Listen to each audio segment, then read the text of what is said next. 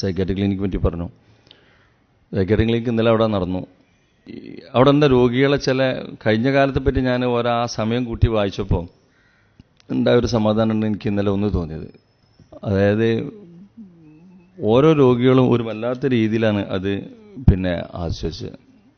5-6 കൊല്ലം മുന്നേ ഇടങ്കരായ ഒരു രോഗി വളരെ സന്തോഷത്തിൽ കയറിയിരുന്നിട്ട് കൊല്ലങ്ങൾക്ക് മുമ്പ് ആ രോഗിനെ ഏറ്റെടുത്തപ്പോൾ ഉണ്ടായ മാനസികാവസ്ഥയും ഇന്നുണ്ടായ സന്തോഷം അങ്ങനെ കൂട്ടി പറഞ്ഞ് കുറച്ച് നേരം നന്നായിട്ട് ഒരു പാട്ടും പാടി എന്നുള്ളതാണ് മനസ്സിലാകുന്നു. ആ പാട്ടൊക്കെ പാടുമ്പോൾ അത് ആ പാട്ടിലെ ആസ്വാദനത്തിലുപരി അതിലും ഉണ്ടായ ആ മനസ്സമാധാനം ആരാരും പരിഗണിക്കപ്പെടാതെ ഒരു മലമുകളിൽ ഒറ്റപ്പെട്ട് ഒരാടിനെ പോലും കെട്ടാൻ ആളുകൾ ധൈര്യപ്പെടാത്ത ഒരു മലമുകളിലുള്ള ഒരു സഹോദരനും ആ സഹോദരൻ്റെ ഭാര്യയും കയറി വളരെ സമാധാനത്തിൽ കയറി വന്ന് ഓരോ പ്രവർത്തകന്മാരോടും ക്ഷമാന്വേഷണങ്ങൾ നടത്തി.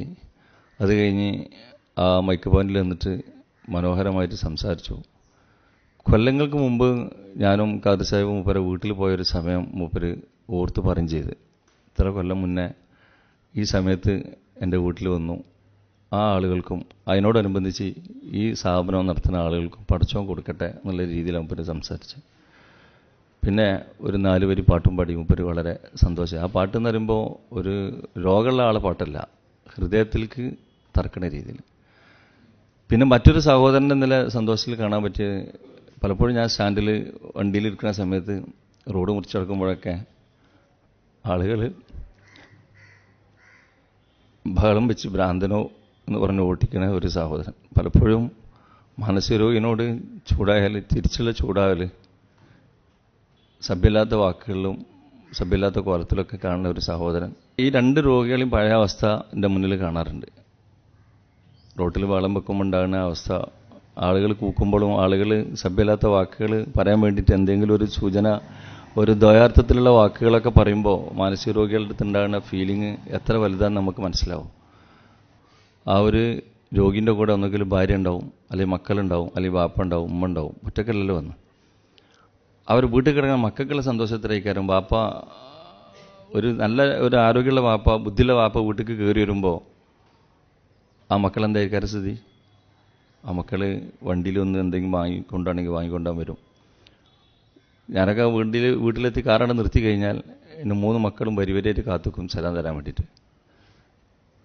അപ്പുറത്ത് വലിയ കുട്ടികളുണ്ടെങ്കിൽ ഒരാളെ കാത്തുക്കും, പെണ്ണുങ്ങളെ വാതിക്കൽ കാത്തുക്കും. എന്നിട്ട് ഒരു ആനയിച്ചിട്ടാണ് എൻ്റെ വീട്ടിൽ എൻ്റെ റൂമിലേക്ക് തന്നെ കൊണ്ടുപോകാം.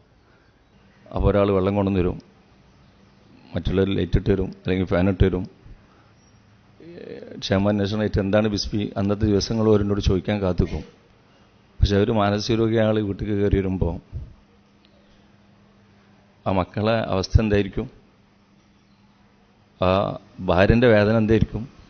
എന്താ പറയുക, എന്താ ചെയ്യുക, എന്താ കാട്ടിക്കൂടാന്ന് അറിയാത്ത രീതിയിൽ വേദനിക്കുന്ന ഒരു സാഹചര്യത്തിൽ ഇന്നലെ കൊൽമാശ്വറിന് 30 രോഗികളിൽ 28 രോഗികളും സമാധാനമായി തിരിച്ചു പോകാൻ സാധിച്ചു എന്ന് പറഞ്ഞാൽ അതിൻ്റെ പിന്നിൽ പ്രവർത്തിച്ച പ്രവർത്തകന്മാരായാലും നമ്മളെ കാണാതെ നമ്മളെ സഹായിച്ചുകൊണ്ട് നമുക്ക് മരുന്ന് വാങ്ങി തന്ന് നമ്മളെ സഹായിക്കുന്ന സഹോദരങ്ങളാണെങ്കിലും അതിൻ്റെ പിന്നിൽ എന്താ നേരത്തെ ഷെരീഫ് പറഞ്ഞ അവിടെ ഉണ്ടാക്കിയ കെട്ടിടത്തിൽ പറഞ്ഞ ഷെരീഫ് സൂചിപ്പിച്ചു. ആ കെട്ടിടത്തിൽ നടക്കുന്ന ഓരോ വർക്കുകൾ ആലോചിച്ച് നോക്കിയപ്പോൾ നമ്മൾ കണ്ടിട്ടും കാണാത്തില്ലാത്ത ഒരു സമൂഹത്തിൻ്റെ മുന്നിൽ നമ്മളെ സഹായിച്ചുകൊണ്ടിരിക്കുന്ന ആ സമൂഹം ഇത് ചെയ്തുകൊണ്ടിരിക്കുമ്പോൾ ഇതിനൊക്കെ അവർക്ക് കൂലി കിട്ടുമല്ലോ. ഇന്നലെ നടന്നത് മാനസിക രോഗമുള്ള ആളുകൾ കൃത്യമായി ജമാഅത്തിൽ സഫ് കിട്ടി ഒരു നിസ്കരിക്കാൻ നമ്മളൊപ്പം നിന്നു എന്നുള്ളതാണ്. എത്ര സന്തോഷമുണ്ട്. ഇന്നലെ ആദ്യം കുറച്ച് നേരം വന്ന് ദീനികായ കാര്യങ്ങൾ കേട്ടു. പിന്നെ അവർ പറയാനുള്ളവർ പറഞ്ഞു, അവരെ മനസ്സമാധാനം നമ്മളോടൊപ്പം ഷെയർ ചെയ്ത ഒരു പാട്ടുകൾ പാടി. അത് കഴിഞ്ഞിട്ട് കുറച്ച് കഴിഞ്ഞ ശേഷം അവർ ജമാഅത്തായിട്ട് നമ്മളൊപ്പം നിസ്കരിച്ചു. അത് കഴിഞ്ഞ് ഒന്നിച്ച് സന്തോഷമായിട്ട് ഭക്ഷണം കഴിച്ചു. അത് കഴിഞ്ഞതിന് ശേഷം ഡോക്ടർ വന്ന് ഡോക്ടറെ അടുത്ത് സംസാരിച്ചു, സന്തോഷമായിട്ട് മരുന്ന് കൊടുത്തു. മരുന്ന് പോയിട്ട് പോകാനുള്ള ഇല്ലാതെ ബസ് കൂലിയുള്ളവർക്ക് ബസ് ഫെയർ കൊടുത്തു. അവരിന്നലെ പോയി സമാധാനമായിട്ട് കിടന്നുറങ്ങി. ഈ ഒരു സംഗതിയിൽ അതിൽ പങ്കെടുത്ത ആളുകൾക്കുള്ള മനസ്സമാധാനം എത്രയാണ്? നിങ്ങളൊരാളെ സന്തോഷിപ്പിച്ചാൽ അള്ളാഹു നിങ്ങളെ സന്തോഷിപ്പിക്കും, നിങ്ങളൊരാളെ ബുദ്ധിമുട്ട് മാറ്റി അള്ളാഹു നിങ്ങളെ ബുദ്ധിമുട്ട് മാറ്റുന്നൊക്കെ ഹദീസിൻ്റെ ആശയത്തിൽ നമ്മൾ ഒരുപാട് കേട്ടതാണ്. പക്ഷെ അത് പ്രസംഗിച്ച് തീർക്കാനുള്ളതല്ല, അത് ജീവിതം കൊണ്ട് അന്വർത്ഥാക്കണം. നമ്മളെ ഈമാൻ, നമ്മളെ വിശ്വാസം ഹൃദയത്തിൽ ഉണ്ടായി, ആ ഹൃദയത്തിൽ നിന്നുണ്ടായ വിശ്വാസം കർമ്മരംഗത്ത് വരുമ്പോഴാണ് മറ്റൊരാൾക്ക് അത് സന്തോഷമായി മാറുക. ആ നന്മ കേൾക്കുന്നതും ഒരു സൽവിചാരം ഉണ്ടാക്കും. ഇന്നലെ നടന്ന ആ സംഗതി കേൾക്കുമ്പോൾ മനസ്സിൽ സൽവിചാരം ഉണ്ടാവും. പഠിച്ചോനെ ഇങ്ങനെയൊക്കെ നടന്നല്ലോ. ആ അർത്ഥത്തിൽ അതിനെ കാണുകയാണെങ്കിൽ സമൂഹത്തിൽ മാറ്റങ്ങൾ ഉണ്ടാക്കും. ഇക്ബാൽ മാഷ് പറഞ്ഞത് തുടർച്ചയായിട്ടുണ്ടായ അവിടെ നടന്നൊരു വർക്കാണ് നമ്മളെ ഭിന്നശേഷി സംഗമം. ജീവിതത്തിൽ ഒരിക്കലും ഇനി നടന്ന് പള്ളിയിൽ പോയി നടന്നു പോകാൻ രണ്ട് കാലുണ്ട് പക്ഷെ കാല് ഉപകാരപ്പെടാത്ത സഹോദരങ്ങളെ കൃത്യമായി വീൽ ചെയറിൽ ഇരുത്തിയിട്ട് ഊതുണ്ടാക്കാൻ പഠിപ്പിച്ചു. അതിൽ ഊതുണ്ടാക്കാനുള്ള സൗകര്യങ്ങൾ കാണിച്ചു കൊടുത്തു. അത് കഴിഞ്ഞ് വീൽ ചെയറിൽ ഇരുന്നുകൊണ്ട് ഒരു ജമാഅത്തെ നിസ്കാരം നിസ്കരിച്ചു. ഉമ്മച്ചി ഒരു രോഗിനെ കാണാൻ പോയ ഒരു സംഭവം ഉണ്ടായി. ഉമ്മ പല രോഗികളെയും ഇവിടുന്ന് കാണാറുണ്ട്. പക്ഷേ ഉമ്മച്ചി അങ്ങനെ കണിശമായ രീതിയിൽ ഒരു രോഗിനെ കാണാൻ പോകണമെന്ന് പറയൽ വളരെ കുറവാണ്. ഇന്നലെ രാവിലെ ഉമ്മച്ചി പറഞ്ഞു എനിക്ക് ആ രോഗീൻ്റെ വീട്ടിൽ അടിയന്തരമായിട്ട് പോകണമെന്ന് കാണാൻ പോയി. പക്ഷെ ആ രോഗീൻ്റെ വീട്ടിൽ പോയപ്പോൾ പിന്നെ എനിക്കുണ്ടായ ഒരു സംഭവം എന്താ വെച്ചാൽ ഉമ്മ വീട്ടിൽ നിന്ന് വരുമ്പോൾ ഒരു കീസ് കയ്യിൽ വെച്ചിട്ടുണ്ടേന്, ഒരു ഒറ. അപ്പോൾ ഒരു തുണിഷാപ്പിൽ ഒറ. ഇതെന്താ അമ്മ ചോദിച്ചപ്പോൾ ഇതിൽ കുറച്ച് പഞ്ചാരയും ചായപ്പൊടിയും വാങ്ങിയിട്ടാളാണ്. ഇതിൽ കുറച്ച് പഞ്ചാരയും ചായപ്പൊടിയും വാങ്ങിയിട്ടാളുണ്ട്. അത് ഉറയില്ലാതെ കിടന്ന് എനിക്ക് ഉറ തന്നാണ്, ഇത് ഈ ഉറയിൽ കൊണ്ടുപോയിക്കൊണ്ടിയാണ്. സത്യത്തിൽ ഞാൻ പറഞ്ഞുമ്പോൾ അവിടെ ബിസ്മിൽ ഒരു 1000 രൂപേൻ്റെ കിറ്റുണ്ട്. അതിൽ പഞ്ചസാരയും ചായപ്പൊടിയും 3-4 കിലോ പഞ്ചസാരയും ചായപ്പൊടി എല്ലാം കിറ്റുണ്ട്. രണ്ടാൾക്ക് താങ്ങി പിടിച്ചാൽ മാത്രമുള്ള സാധനങ്ങളില്ല, ഈ ഉറയിൽ മാത്രമല്ല. അപ്പം അമ്മ തോർന്ന് പഠിച്ചോനെ തന്ന ആളുകൾക്ക് വെച്ച് കൊടുക്കുക. എൻ്റെ കുട്ടികൾക്ക് കൊടുക്കാൻ കഴിയില്ലെങ്കിലും ആരെങ്കിലും തന്നത് കൊണ്ടുപോയി കൊടുക്കാൻ എൻ്റെ കുട്ടികൾക്ക് കഴിയുമല്ലോ. അതുകൊണ്ട് ഒരു തന്നവർക്ക് നല്ല കൂലി കൊടുക്കുക പഠിച്ചോനെന്നുമ്മ ആ സാധനം കാണുന്നതിന് മുമ്പ് തോരുന്നു. അപ്പോൾ അത്യാവശ്യം ഒരാൾക്ക് താങ്ങി പൊന്താത്ത ഒരു വലിയൊരു കിറ്റ് അതാ വീട്ടിൽ കൊണ്ടേയിരുന്നപ്പോൾ ഞാനിങ്ങനെ ആലോചിച്ചു, ഭക്ഷണമൊക്കെ കൊണ്ടുപോയി കൊടുത്ത് പോറ്റെ ഞാൻ ആശ്രയിച്ചിട്ട് പോരാൻ നിൽക്കുമ്പോൾ ആ വീട്ടിൽ കയറി തിരിച്ചു പോകുന്ന സമയത്ത് പെണ്ണുങ്ങളോട് പറഞ്ഞു, കഴിഞ്ഞതെല്ലാം ആളുകൾക്ക് ഓർമ്മ ഉണ്ട് കേട്ടോ, കഴിഞ്ഞതെല്ലാം ആളുകൾക്ക് ഓർമ്മ ഉണ്ട്. എന്നോട് ആ കാക്ക പറഞ്ഞത് പിന്നെ എനിക്ക് ഒരു ഓർമ്മ ഉണ്ടായില്ലാന്ന്. കാക്ക പറഞ്ഞത് അന്ന് ഞങ്ങളെ വീട്ടിൽ പായില്ലാത്ത സമയത്ത് നിങ്ങളൊരു പായ് കൊണ്ടുവന്നീനല്ലോ, ഞാൻ അന്ന് നിങ്ങളെ കണ്ടതാണ്. പിന്നെ നിങ്ങൾ വരുമ്പോൾ ഒന്നും ഞാൻ ഇവിടെ ഉണ്ടാവില്ല, എൻ്റെ കുട്ടികൾക്ക് കിടക്കാൻ പായില്ലേറ്റ് എൻ്റെ കുട്ടികൾ ഒരു അട്ടപ്പെട്ടിയിൽ കിടന്ന സമയത്ത് നിങ്ങൾ വന്നൊരു പായ് ബിസ്മിന്ന് കൊണ്ടുവന്നില്ല ഞങ്ങളെ ആൾക്കാരൊക്കെ, അന്ന് കണ്ടതാണ്. പിന്നെ ഞങ്ങളെ കണ്ടിട്ടില്ല, അതൊന്നും മറക്കൂലട്ടോ എന്ന്. ഏകദേശം 6 കൊല്ലങ്ങൾക്ക് മുമ്പ് ഒരു വീട്ടിൽ മേജർ ഓപ്പറേഷൻ ചെയ്തൊരു കുട്ടി,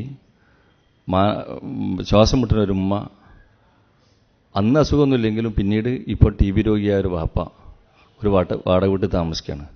ഇവിടെ ആലോചിച്ച് നോക്കിയാണ്, കുടുംബനാഥന് TB രോഗി, ഭാര്യ മറ്റേ ആസ്തമ രോഗിയായിട്ട് ഒരു പണിക്ക് പോകാൻ അടുത്ത വീട്ടിൽ പാത്രം തേച്ച് പോരാൻ പോലും കഴിയാത്ത ആസ്തമ രോഗി, 16 വയസ്സായ പെൺകുട്ടി, പുട്ടപ്പുറത്തിൽ നിന്ന് മേജർ ഓപ്പറേഷൻ സൗജന്യമായിട്ട് ചെയ്ത് കിട്ടിയൊരു കുട്ടി, വാടക കൊടുക്കും വേണം. ഒരു വീട്ടിൽ അനുഭവിക്കണം, നമ്മൾ ഈ കോട്ടയത്ത് താമസിക്കുന്ന ആളുകൾ അനുഭവിക്കുന്ന വേദനകളെ വാടക കൊടുക്കണം, ഈ കുട്ടീൻ്റെ ചികിത്സ നടത്തണം. ബാപ്പ TB രോഗിയാണ്, മരുന്ന് ഫ്രീ ആയിട്ട് കിട്ടുന്നുണ്ടെന്ന് പറഞ്ഞു. അതിനോടനുബന്ധിച്ച് മറ്റു കാര്യങ്ങൾ ചെയ്യണം. ആസ്തമ രോഗിയായ ഈ കുട്ടീൻ്റെ അമ്മി. അപ്പോൾ തിരിച്ചു വരുമ്പോൾ 6 കൊല്ലത്തിന് ശേഷം മുമ്പ് നടന്നൊരു സംഭവമാണ് ഒരു പായ് വാങ്ങി കൊടുത്തു എന്നുള്ളത്. പക്ഷെ അവരത് മറന്നിട്ടില്ല. അത് ഞാൻ കാറിലിരുന്ന്, ഞാൻ പള്ളിയിൽ പോയി കാറ് നേരെ നിർത്തി നിങ്ങൾ കയറി എന്ന് പറയുമ്പോൾ ആ കുറഞ്ഞ സമയം എൻ്റെ പെണ്ണുങ്ങളോടും ഉമ്മാനോടും പറയണം മറക്കൂലെന്ന്. അപ്പോൾ മറക്കാത്ത ചില ഓർമ്മകൾ നമ്മുടെ ജീവിതത്തിൽ ഉണ്ടാവുക എന്നുള്ളത് നമ്മളൊക്കെ ഉണ്ടാക്കിയ, നേരത്തെ പറഞ്ഞു അദ്രമാഷ് പറഞ്ഞു മരിച്ചു പോയാൽ നമ്മളെ ബാക്കിൽ കിട്ടാനുള്ള സംഗതികൾ ഉണ്ടാക്കി വെച്ച് പോയാൽ ആരോ പറഞ്ഞു. പക്ഷെ നമ്മൾ ആലോചിക്കേണ്ടത്, നമ്മൾ വിട്ടുപോയാലും നമ്മൾ ഓർക്കണേ, നമുക്ക് വേണ്ടി പ്രാർത്ഥിക്കണേ ഒരു വിഭാഗം ഭൂമിയിലുണ്ടെങ്കിൽ അത് തന്നെയാണ് ബാക്കിയുള്ളത്. ഒരു അലിയുള്ള പറഞ്ഞൊരു വാക്ക്, മരണസമ്പന്നമായി കിടക്കുന്ന അലിയുള്ള പറഞ്ഞ വാക്കുകൾ, ഖുർആന്റെ കാര്യത്തിൽ നിങ്ങൾ അള്ളാഹുവിനെ സൂക്ഷിക്കുക, കർമ്മത്തിൽ ആരും നിങ്ങളെ പിന്നിലാക്കരുത്, പാവങ്ങളുടെയും ദരിദ്രരുടെയും കാര്യത്തിൽ അള്ളാഹുവെ സൂക്ഷിക്കുക, ഉപജീവനത്തിൽ നിങ്ങൾ അവരെ പങ്കാളികളാക്കുക. കുത്തുകൊണ്ട് മരിക്കാൻ സമയത്ത് മക്കൾക്ക് കൊടുക്കേണ്ട വസിയത്താണ്, ഖുർആന്റെ കാര്യത്തിൽ നിങ്ങൾ അള്ളാഹുവിനെ സൂക്ഷിക്കുക, പാവങ്ങളുടെയും ദരിദ്രരുടെയും കാര്യത്തിൽ അള്ളാഹുവെ സൂക്ഷിക്കുക, ഉപജീവനത്തിൽ നിങ്ങൾ അവരെ പങ്കാളികളാക്കുക.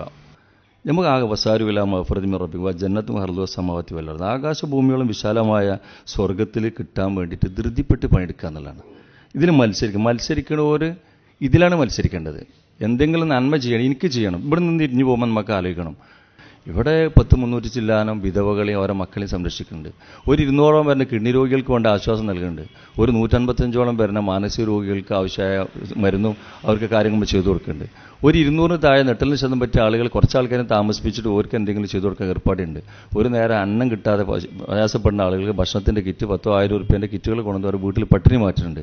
ആരും ഗതിയില്ലാത്തവർ വന്ന് ഓരോ പരാതിയും പ്രയാസം കേൾക്കാൻ വേണ്ടി നമ്മൾ കൈയും കെട്ടി ഇരുന്ന് കൊടുത്തിട്ട് കേട്ടിട്ട് ഓരോ ആവശ്യം ഇവിടെ എഴുതി വെച്ചിട്ട് ഓരോ വീട്ടിൽ പോയി അന്വേഷിച്ചിട്ട് സമാധാനത്തിൻ്റെ വാക്കുകളും സമാധാനത്തിലുള്ള വഴികൾ ഉണ്ടാക്കി കൊടുത്ത് പോരുന്നുണ്ട്. ഇതൊക്കെ ഒരു ഭയങ്കര കാര്യമായിട്ടെന്ന് പറയാമെന്ന് വെച്ചാൽ ഇവിടെ എന്താ കാണാൻ പറ്റുക? ഒന്നുമില്ലല്ലോ. അപ്പോൾ ഈ ഒരു കൂട്ടായ്മ വളരെ ശക്തമായി മുന്നോട്ട് പോകണമെങ്കിൽ ഈ പറഞ്ഞതെല്ലാം നേരത്തെ പറഞ്ഞതുപോലെ പരിശുദ്ധ ഖുർആനും തിരുസുന്നത്തും അനുസരിച്ച് തന്നെയാണ് നടക്കുന്നത്. ഇതിൽ വേറെ യാതൊരു വഴിയില്ല. നമ്മളതായിട്ടൊരു കൂട്ടിച്ചേർക്കണം. അള്ളാഹ് പറഞ്ഞു, അള്ളാഹിൻ്റെ റസൂൽ പറഞ്ഞു, സഹാബകൾ കാണിച്ചു തന്നു. ആ ഒരു മാർഗത്തിൽ നമ്മൾ അള്ളാഹു തആല പല ഭാഗത്തുനിന്നും ഒരുക്കി പിടിച്ചുകൂടെ എത്തിച്ചു വന്നു. ആ എത്തിച്ചു വന്ന ഉത്തരവാദിത്വം കൃത്യമായി നിർവഹിച്ചാൽ കൺകുടുംബത്തിൽ നമുക്ക് മരിച്ചു പോവാം. നമ്മുടെ ഈ ഒരു പ്രവർത്തനം കണ്ട് 5, 10, 15 കൊല്ലം കഴിഞ്ഞ് നമ്മളാരും ഇവിടെ ഉണ്ടായിക്കോളുന്നില്ല. ഉണ്ടെങ്കിൽ തന്നെ നമ്മൾക്ക് സ്റ്റെപ്പ് കയറാൻ കഴിഞ്ഞോളുന്നില്ല. നമ്മളിപ്പോൾ ഇതിലുള്ള ചെറുപ്പക്കാർ ചിലപ്പോൾ ആരും ഉണ്ടായിരുന്നു. അപ്പോൾ ഈ ഒരു അവസ്ഥയിൽ നമ്മൾ നാളത്തേക്ക് വേണ്ടി ഈ ആയത്തിൻ്റെ മുന്നിൽ നിന്നുകൊണ്ട് ഈ സ്വർഗം കിട്ടാൻ വേണ്ടി ധൃതിപ്പെട്ട് മുന്നേറുക.